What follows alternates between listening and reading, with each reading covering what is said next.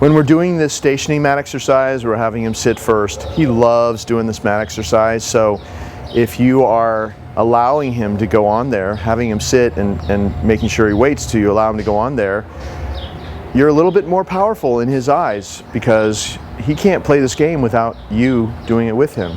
So that's why you're always putting this down right before you do it. It's not a doggy bed, so it's not laying around. This mat is only down for 5 or 10 minutes while you do the exercise, and as soon as you're done, you pick it up. It's a very exclusive spot. That's why it's been so powerful in his training, because he can only play this game. This is yet another game like the gritting routine that kind of tricks him into being really well trained and calm and happy. He can only play this game with you.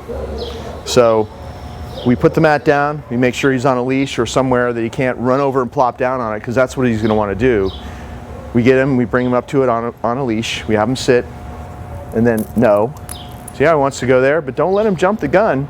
That's really important with any of the training. If you let him anticipate what you're about to do and he just jumps the gun and does it before you allow him, the training will be useless.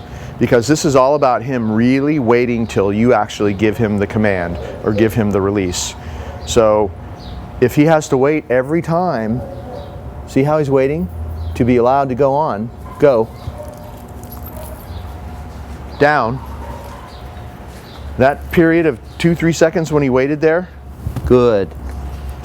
That starts to take over his life, that calm, focused in the moment, waiting for your direction. That whole state of mind starts to take over his life, because you're doing that at doorways and you're doing that in his crate, in and out of his crate, which we'll show you on the video. Doing it with the mat.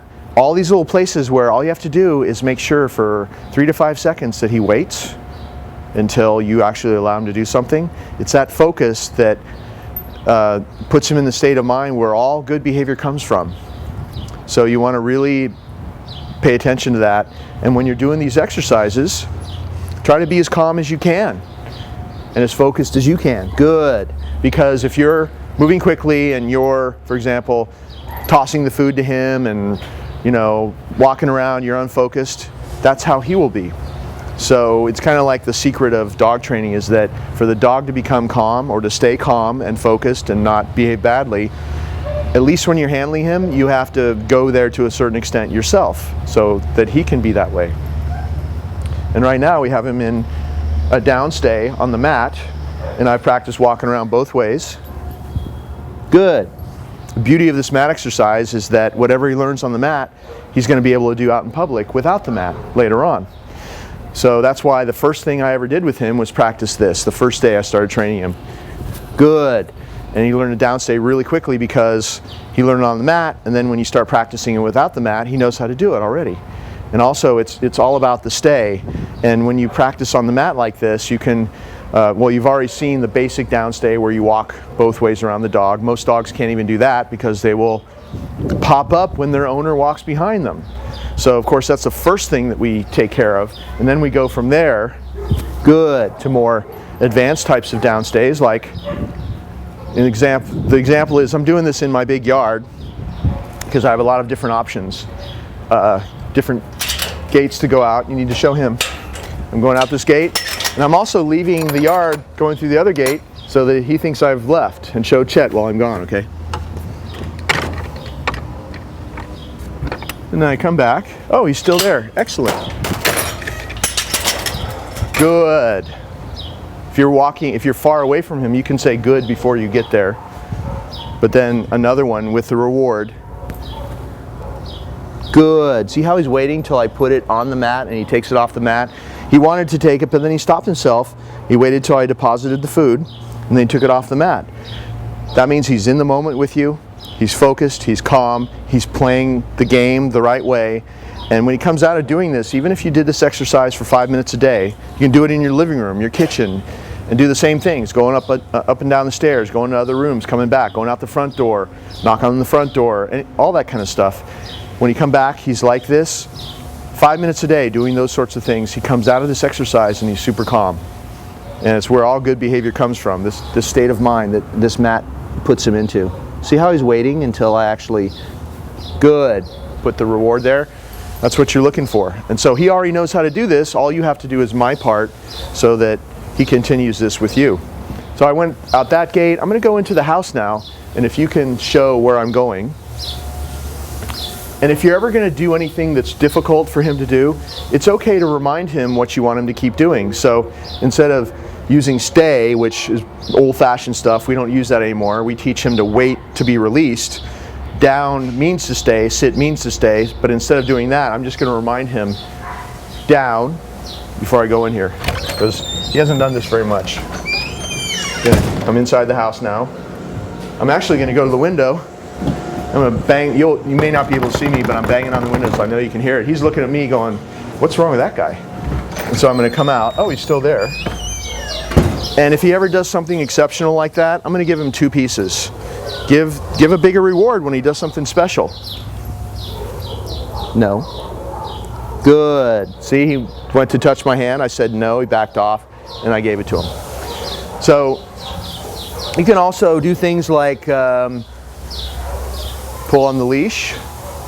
He's rock solid there. Good.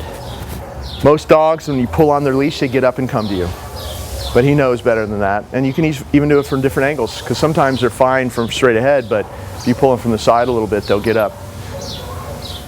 Good. So you see, I'm always rewarding him from in front. Wherever I go, whatever I do, I always come back here and I reward him from in front, because even this is a very dominant move for you to do. You're above him, you walk right up to him. You're not going like this and going like this and overextending yourself. You're walking up to him, you're standing above him. You could do that. His head is down below yours. You're right up there. He's like this.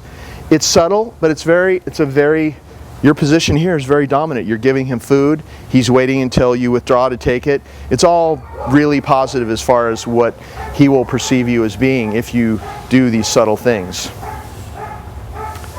So in your living room, you want to have him on your mat, and you want to walk around the room, walk around him. You want to go out your front door, knock on the door. You want to go up and down the stairs, come back, and each time you come back, you reward him, just like that. And then when he does a good job, when he stays there, you release him. But if he does get up before you release him, let's say that he did make a mistake while I was holding the leash, let's say he got up right now, I'd say no, and I would gently but firmly reinforce that down, say put him back like that. All I did was I made sure the leash was short enough so I could apply some pressure and he'd go back down. There's no bending over, there's no snapping your fingers, there's no funny noises, no pointing. You just use a leash in your left foot and do that. Most of the time, if he makes a mistake, all you have to do is raise your left foot and he'll drop. He's at that point now. So you keep your back straight, save your back. Less is definitely more in dog training. So less commands, less talking, and doing things as simply as possible, logically as possible. That's the way to do it.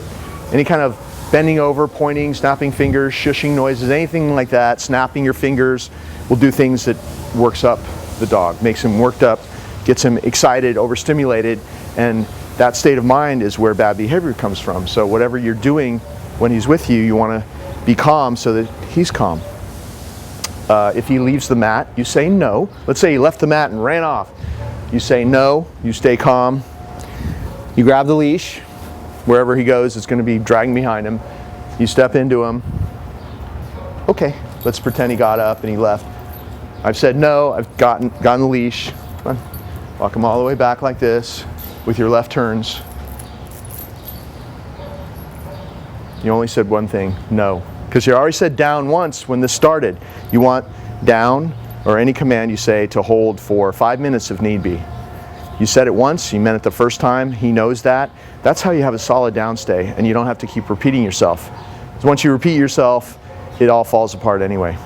So that's what you do if he makes mistakes. And as you can see, he's pretty solid, so he's going to do really well at your house as well. But if you have problems, you know you can always contact us and we'll help you more. So to release him, I walk next to him. This is what's going to happen in real life if you had him down on a street corner or on a sidewalk or something. You stand next to him, pat your leg and say, okay. He's going to get up, sit, everything, here, this way. Everything starts and ends with a calm sit stay. You're not going to release him out of a down stay and he launches off, takes off. He's still on the clock until he sits, and you release him out of a calm sit stay. Just like we started the exercise with a calm sit stay. So he gets up out of his down stay, he sits with your right hand, pat his chest and say, go. And he knows he's free. See how he wanted to go back to the mat, but I'm not going to let him.